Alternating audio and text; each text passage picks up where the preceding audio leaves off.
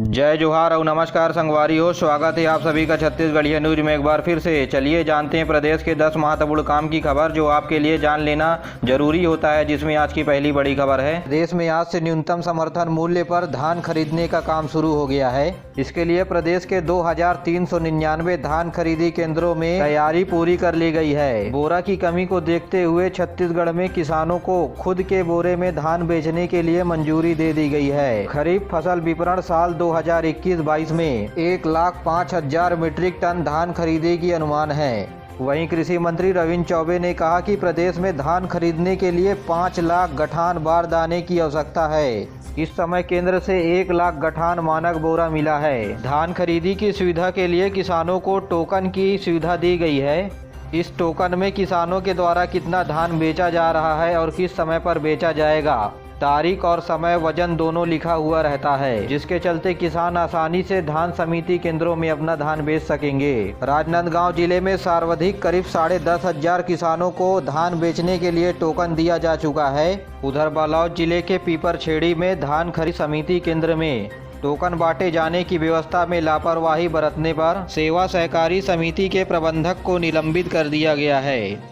छत्तीसगढ़ सरकार के 36 महीने के भरोसे के साथ इस वर्ष 22,66,000 किसानों ने धान बेचने के लिए अपना पंजीयन करवाया है और इन किसानों को अग्रिम 15 दिनों तक के लिए टोकन जारी किया गया है।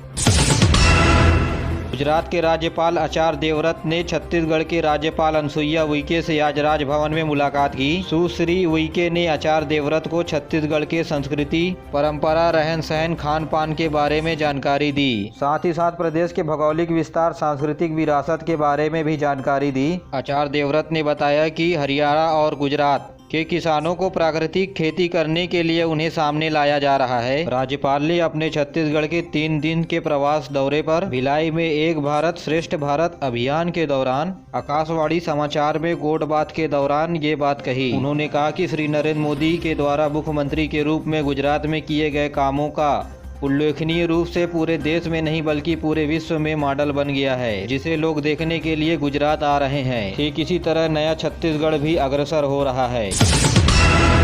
केंद्रीय स्वास्थ्य मंत्रालय ने कोरोना वायरस के नए वेरिएंट ओमिक्रॉन को लेकर के बाहर से आने वाले यात्रियों के लिए संशोधित दिशा निर्देश जारी कर दिया है। यह दिशा निर्देश 1 दिसंबर यानी आज से प्रभावी होंगे। नए दिशा निर्देश के मुताबिक मंत्रालय ने एयर पोर्टल पर 14 दिन का यात्रा विवरण में निगेटिव RT-PCR रिपोर्ट अपलोड करना अनिवार्य कर दिया गया है। RT-PCR जांच यात्रा शुरू करने के 72 घंटे के भीतर कराई जानी है। इसी बीच छत्तीसगढ़ के स्वास्थ्य विभाग ने दक्षिण अफ्रीका में मिले कोरोना वायरस के नए वेरिएंट ओमिक्रॉन को देखते हुए समुचित निगरानी और व्यापक सावधानी बरतने के लिए निर्देश दिए हैं। स्वास्थ्य विभाग ने सभी कलेक्टर को परिपत्र जारी करते हुए कोरोना के नए वेरिएंट की त्वरित पहचान करके बचाव के लिए दिशा निर्देश जारी किए हैं। वहीं प्रदेश के रायपुर, बिलासपुर, जगदलपुर के हवाई अड्डों में हेल्प डेस्क भी स्थापित किए गए हैं और इस हेल्प डेस्क की मदद से विदेशों से आने वाले यात्रियों की स्क्रीनिंग, कोविड जांच रिपोर्ट, टीकाकरण व क्वारंटाइन संबंधी आवश्यकता अनुसार जानकारी लेते हुए कार्यवाही करने के निर्देश दिए हैं।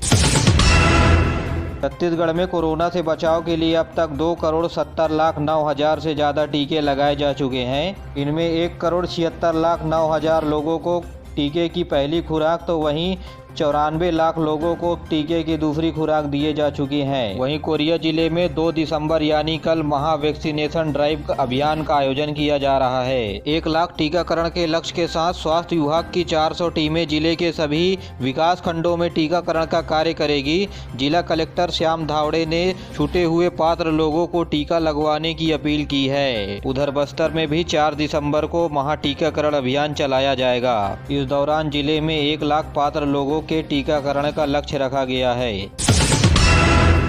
प्रदेश में रबी फसलों के बीमा के लिए जन जागरूकता और अधिक से अधिक किसानों को फसल के बीमा के दायरे में लाने के लिए आज यानी 1 दिसंबर से फसल बीमा सप्ताह मनाया जा रहा है। आज़ादी की अमृत महोत्सव के तहत इस आयोजन में फसल बीमा सप्ताह के तहत कृषि विभाग के जन जागरूकता के सप्ताह के रूप में मनाए जाने के लिए सभी जिले को निर्देश जारी किया गया है।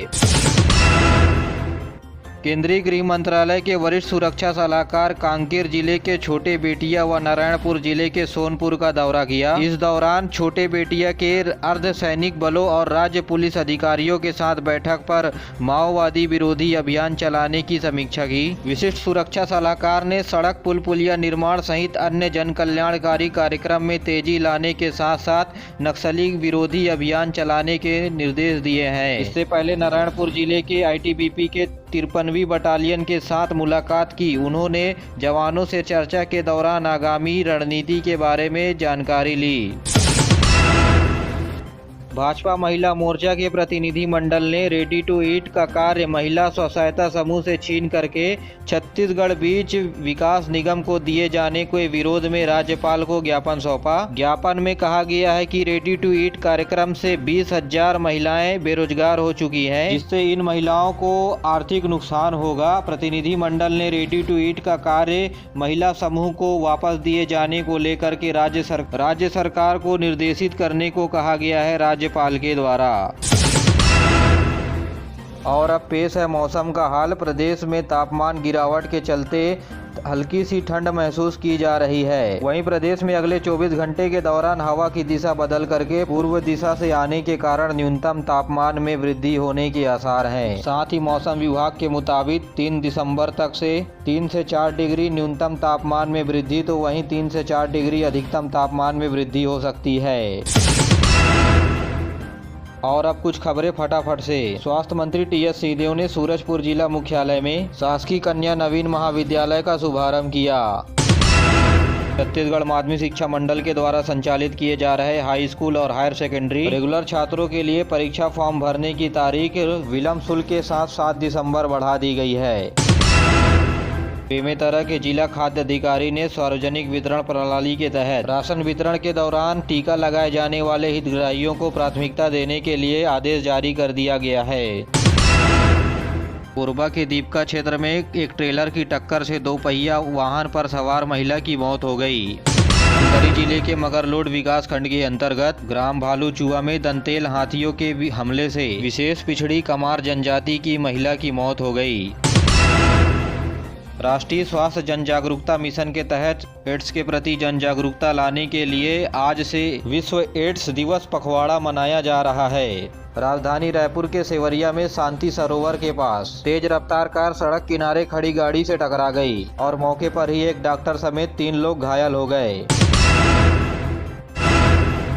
वहीं राजीव गांधी कृषिहीन भूमिहीन मजदूर न्याय योजना के आवेदन करने की आज अंतिम तारीख है और इस योजना का लाभ छत्तीसगढ़ के ऐसे मूल निवासियों को मिलेगा जिन परिवार के पास कृषि भूमि नहीं है। ऐसे परिवार में चरवाहा, बढ़ाई, लोहार, मोची, नाई, धोबी और पुरोहित जैसे पारंपरिक काम से जुड़े हुए लोग इस योजना में शामिल किया गया है। साथ ही पौनी पसारी व्यवस्था से जुड़े हुए परिवार, वनोपज संग्राहक, शासन के द्वारा समय समय पर नियत अन्य ऐसे वर्ग भी पात्र होंगे जिनके परिवार के पास कृषि भूमि नहीं है। वे नजदीकी ग्राम पंचायत में जाकर के यह आवेदन आज डाल सकते हैं। इसके बाद आवेदन राज्य सरकार के द्वारा स्वीकार नहीं किए जाएंगे। आपको बता दें कि सरकार की इस योजना का उद्देश्य ग्रामीण क्षेत्रों में ऐसे किसान जिनके पास जमीन नहीं है उनकी पहचान करके साल भर में 6,000 रुपए की आर्थिक सहायता देना है। आपको बता दें कि इस योजना में लगभग 4,41,000 से भी ज्यादा आवेदन आ चुके हैं। ऐसे लोग जो आवेदन नहीं किए हैं उनके लिए आज अंतिम तारीख है। जल्द जाकर आवेदन करके सरकार की योजनाओं का लाभ लें। मेरे प्यारे साथियों, आज के लिए बस इतना ही। वीडियो पसंद आया तो वीडियो को लाइक करें, चैनल को सब्सक्राइब करें और अपने दोस्तों के साथ जरूर शेयर करिए। दीजिए मुझे इजाज़त, मिलते अगले वीडियो में। तब तक के लिए जय हिंद, जय छत्तीसगढ़।